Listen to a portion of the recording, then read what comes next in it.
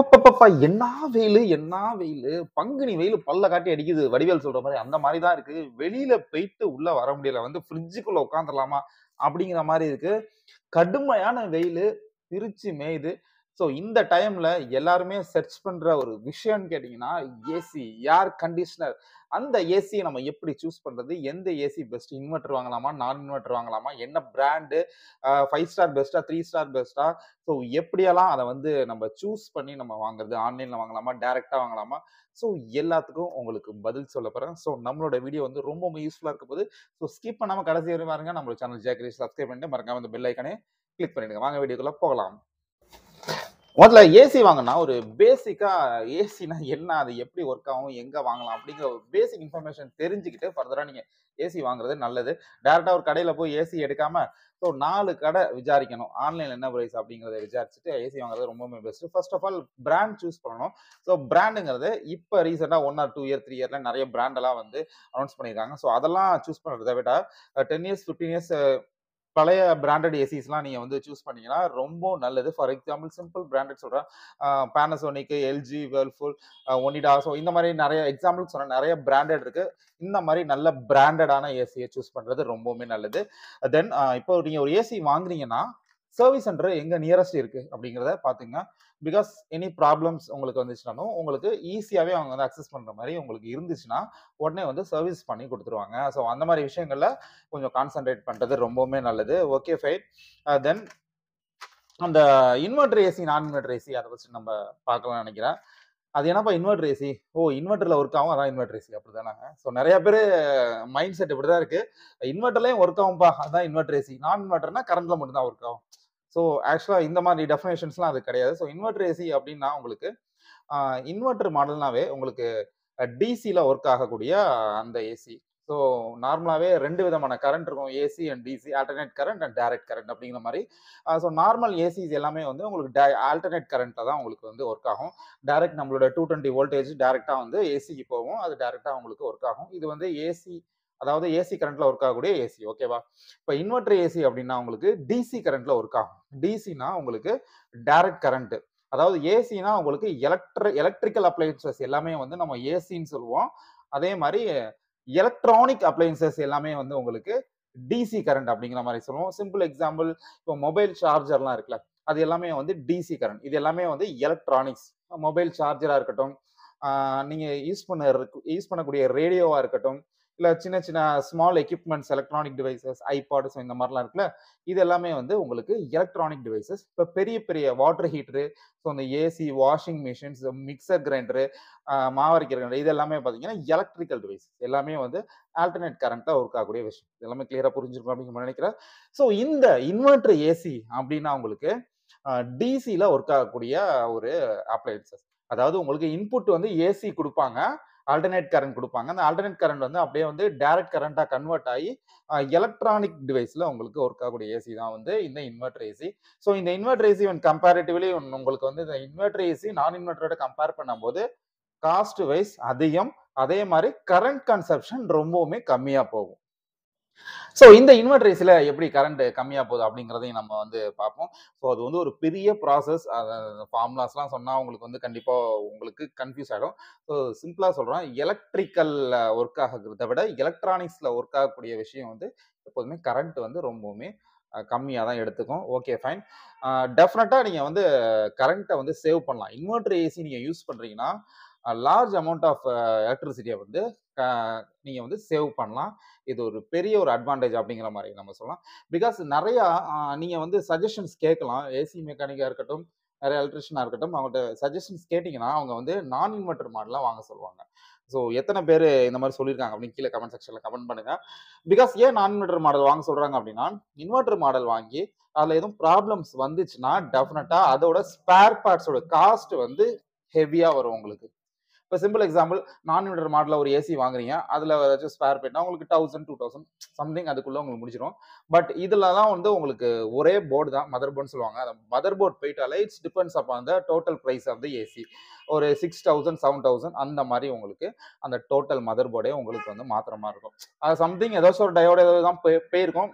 Maximum அதெல்லாம் வந்து பார்த்துட்டு இருக்க மாட்டாங்க. டோட்டலாவே எலக்ட்ரிஷியன்ஸ் என்ன சொல்லிடுவாங்க, ஏசி மெக்கானிக் எல்லாமே, இது இப்ப மதர் போர்ட் போயிட்டு அப்படிங்கிற மாரி டோட்டலா ரீப்ளேஸ் பண்ணணும். அப்படிங்கிற மாரி சொல்லிடுவாங்க. அப்படிங்கும்போது அது ஒரு பெரிய அமௌண்ட் ஆஃப் காஸ்ட்டா வரும். அதனால தான் வந்து இன்வெர்ட்டர் மாடல யாருமே சஜெஸ்ட் பண்றதில்ல. நான் இன்வெர்ட்டர் மாடல்னா நெறைய ஏசி டெக்னீஷியன்ஸ் வந்து அவங்களே வந்து சர்வீஸ் பண்ணிருவாங்க. But most of the AC technicians inverter model வந்து தொடுறதில்ல.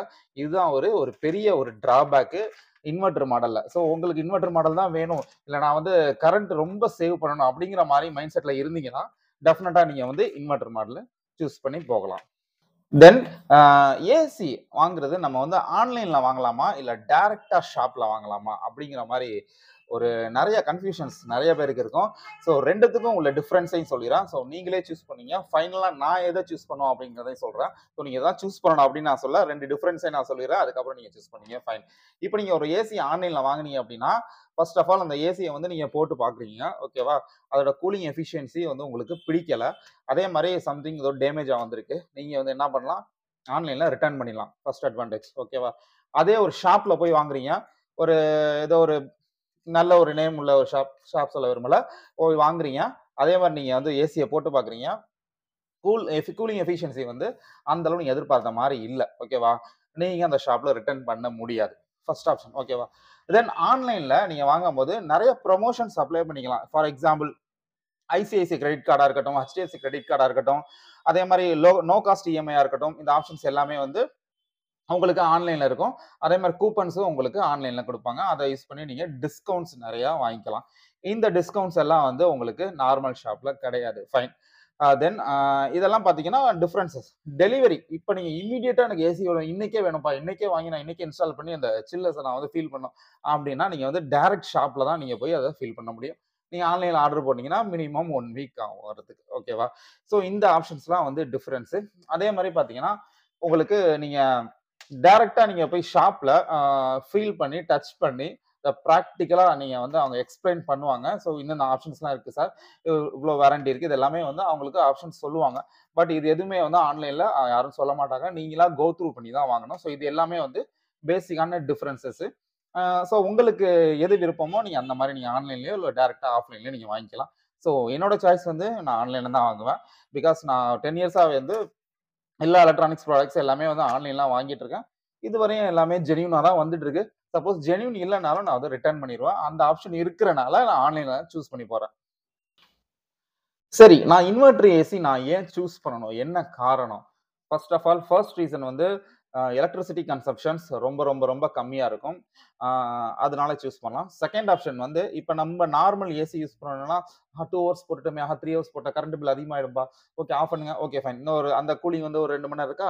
சரி ஓகே திருப்பி நம்ம வந்து போடுவோம். அப்படின்னு சொல்லிட்டு, அந்த ஒரு டைம் மேனேஜ்மென்ட் வந்து நம்ம வந்து நான் இன்வெர்டர் ஏசில பண்ணிட்டு இருப்போம். பட் இன்வெர்டர் ஏசில அது தேவையில்ல. நீங்க அடிச்சு விட்டீங்கன்னா, அது பாட்டுக்கு ஓடிட்டு இருக்கும். உங்களுக்கு கரண்ட் பில்லும் டெஃபினட்டா வந்து வராது. இது நான் ஷூரா அடிச்சு நான் சொல்லுவேன். ஸோ அந்த ரீசன்க்காக இன்வெர்டர் ஏசி சூஸ் பண்ணலாம். தென் இன்னொன்னு பார்த்தீங்கன்னா, இன்வெர்டர் ஏசிக்கு ஸ்டெபிளைசர் வந்து தேவை இல்லங்கிற மாரி நான் சொல்ல மாட்டேன். பட் இது வந்து லோ வோல்டேஜ்ல உங்களுக்கு வந்து இது ஆப்பரேட் ஆகுறனால, ம் ஸ்டெபிளைசர் வந்து நான் வந்து யூஸ் பண்றதில்ல. கிட்டத்தட்ட ஒரு 7 இயர்ஸா வந்து இன்வெர்டர் ஏசி வித்தவுட் ஸ்டெபிளைசர் தான் யூஸ் பண்ணிட்டு இருக்கேன். அது ரன் ஆயிட்டு இருக்கு. ஸோ அது ஒன் ஆஃப் த ரீசன்ஸ் கூட சொல்லலாம். அதனால நீங்க வந்து ஸ்டெபிளைசர் யூஸ் பண்ணாதீங்க அப்படின்னு நான் சொல்லல. பிகாஸ் நான் வந்து ஒரு 7 இயர்ஸா யூஸ் பண்ணிட்டு இருக்கேன். எந்தவித ப்ராப்ளம் இல்ல. நல்லா தான் ரன் ஆயிட்டு இருக்கு. ஸோ அந்த ஒரு ரீசன். தென் இன்னொரு ஒரு இது வந்து, நீங்க ஏசி எப்போதும் எந்த பிராண்ட்ல வாங்குனாலுமே, மெயின் நீங்க வந்து பார்க்கக்கூடிய அந்த விஷயம் என்னன்னு கேட்டீங்கன்னா, ஆ பியூர் 100% காப்பர் காயிலா அப்படிங்கிற மாரி நீங்க பார்த்து வாங்குங்க. அந்த ஹை பிரஷர் டியூபா இருக்கட்டும், லோ பிரஷர் டியூபா இருக்கட்டும், இந்த 2மே வந்து உங்களுக்கு பியூர் 100% காப்பரா அப்படிங்கிற மாரி அத பார்த்து வாங்குங்க. அது ரொம்பவுமே ஆ முக்கியமான விஷயம். நீங்க ஏசி வாங்குறதுல. தென் கூலிங் கெப்பாசிட்டி அதையுமே பார்த்துக்கங்க. தென் ஒரு ரேட்டிங் ஒண்ணு சொல்லுவாங்க. ISSEER அப்படிங்கிற மாரி.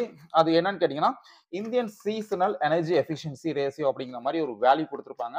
அந்த வேல்யூ வந்து நல்லா நீங்க நோட் பண்ணுங்க. அது எங்க பார்க்கறது அப்படின்னு கேட்டீங்கன்னா, அந்த ஏசியோட சைடுல இருக்கும். அந்த ஸ்டார் ரேட்டிங் போட்டிருக்கும்ல உங்களுக்கு. அந்த ஸ்டார் ரேட்டிங் கீழ இருக்கும். அதுல வந்து ஒரு இயர்க்கு வந்து எத்தன யூனிட் வந்து நம்ம மிச்சப்படுத்தலாம் அப்படிங்கிற மாரியும் அதுல போட்டிருப்பாங்க. ஸோ அது எல்லாமே அந்த டீட்டெயில்ஸ் எல்லாமே நீங்க பார்த்து வாங்குறது ரொம்பவுமே சிறந்தது.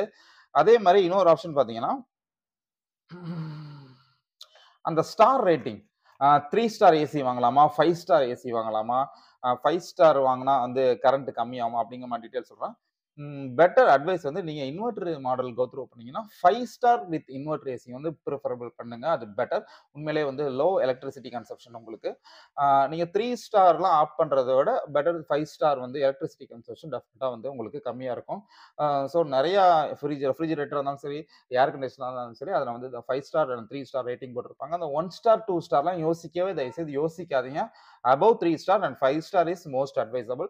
இந்த ரேட்டிங்ல ஏசி வாங்குனீங்கன்னா, டெஃபினட்டா வந்து உங்களுக்கு எலக்ட்ரிசிட்டி கன்சம்ப்ஷன் ஆகும். ஓகே, எலக்ட்ரிசிட்டி லோ கன்சம்ப்ஷன் ஆகும். இன்னொரு ஒரு கொஸ்டின்ஸ் என்னன்னா, ஏசி போடுறப்ப அந்த ஃபேன் யூஸ் பண்ணலாமா? அப்படிங்கிற மாரி நெறைய பேர் கேட்பாங்க. ஃபைன். இதோட ஆன்சர்ஸ் என்னன்னு கேட்டீங்கன்னா, நீங்க ஏசி யூஸ் பண்றீங்கன்னா, அந்த ஏசியோட வொர்க் என்னன்னு கேட்டீங்கன்னா, அந்த ரூம் டெம்பரேச்சர உங்களுக்கு கம்மி பண்ணி உங்களுக்கு கூலிங்னஸ் குடுக்கும். Okay fine. இப்ப இந்த கூலிங்னஸ் குடுக்கும்போது, அந்த ஏசி இன்டோர்லேருந்து வரக்கூடிய கூலிங் வந்து ஸ்லோவா தான் உங்களுக்கு வந்து அந்த ரூம் அப்படியே டோட்டலா ஆக்குபை பண்ணும். கொஞ்சம் டைம் எடுத்தா நம்மளுக்கு வந்து அந்த சில்னஸ் வந்து நம்ம வந்து ஃபீல் பண்ணுவோம். ஓகேவா? இப்ப நீங்க ஃபேன் போடும்போது டெஃபினட்டா அதுல வரக்கூடிய அந்த சில்னஸ் வந்து அந்த ஃபேன் ரொட்டேட் பண்ணி இமிடியேட்டாவே இந்த சில்னஸ் வந்து நம்ம ஃபீல் பண்ணுவோம். அப்படிங்கிறப்ப ரூம் கொஞ்சம் சீக்கிரமாவே கூலிங் ஆகும். அதனால வந்து உங்களுக்கு அவுட்டோர் வந்து சீக்கிரம் கட் ஆயிடும். ஸோ வந்து ஃபேன் போட்டுக்கலாம். But some of the time போட்டுட்டு அத ஆஃப் பண்றது நல்லது. ஸோ ஒரு கொஸ்டின்ஸ் உங்களுக்கு அரைஸ் ஆகும். இதுல ஏன் நான் ஃபேன் வேற போட்டுக்கிட்டு, ஏசி வேற போட்டுட்டு 2த்துக்கும் எலக்ட்ரிசிட்டி பில்ல கட்ட சொல்றீங்களா? அப்படிங்கிற மாரி. ஸோ ஃபேனுக்கு ஒரு அதர் ஆப்ஷன்ஸ் வந்துட்டு பிஎல்டிசி ஃபேன் வந்துட்டு, அந்த பிஎல்டிசி ஃபேன் யூஸ் பண்ணீங்கன்னா ரொம்பவுமே நல்லது. உங்களுக்கு எலக்ட்ரிசிட்டி ரொம்ப ரொம்ப கம்மியா வரும் உங்களுக்கு. ஸோ இந்த பிஎல்டிசி ஃபேன் நீங்க யூஸ் பண்ணீங்கன்னா, நார்மலா யூஸ் பண்ற ஃபேன விட உங்களுக்கு கரண்ட் அதிகமா செலவாகுது. இந்த பிஎல்டிசி ஃபேன் நீங்க யூஸ் பண்ணிக்கலாம். நார்மல் ஃபேன் ஒரு 60 வாட்ஸ் டெஃபினட்டா இருக்கும். அதுவும் பழங்காலத்து ஃபேன்ஸ்லாம் பார்த்தீங்கன்னா, பெரிய சைஸ்ல இருக்கும். அந்த ஹெட் அதெல்லாம் வந்து ரொம்ப உங்களுக்கு வந்து கரண்ட்ட வந்து கன்சியூம் பண்ணும். இப்ப வரக்கூடிய ஃபேன் ஆல்மோஸ்ட் 50 டூ 60 வாட்ஸ் இருக்கு. பிஎல்டிசி ஃபேன்ஸ்லாம் உங்களுக்கு 20 வாட்ஸ்லேருந்து அவைலபிளா இருக்கு. அப்ப 3 BLDC fan equal to 1 normal fan. Bedroom, hall, secondary bedroom 3 இடத்துக்கும் நீங்க போடுறதும், ஒரு நார்மல் ஃபேன் யூஸ் பண்றதும் ஒண்ணு. ஸோ அந்த பிஎல்டிசி ஃபேனும் நீங்க யூஸ் பண்ணிக்கலாம். ஸோ இதெல்லாம் வந்து சில டிப்ஸ் உங்களுக்கு நீங்க ஏசி, ஏர் கண்டிஷனர் வாங்கும்போது ஸோ எப்படி வாங்கலாம் அப்படின்னு. ஸோ வேற எதுவும் டிப்ஸ் உங்களுக்கு தெரிஞ்சாலும் கீழ கமெண்ட் செக்ஷன்ல கமெண்ட் பண்ணுங்க. நம்மளோட சப்ஸ்கிரைபர்ஸும் நானும் தெரிஞ்சுக்கிறோம்.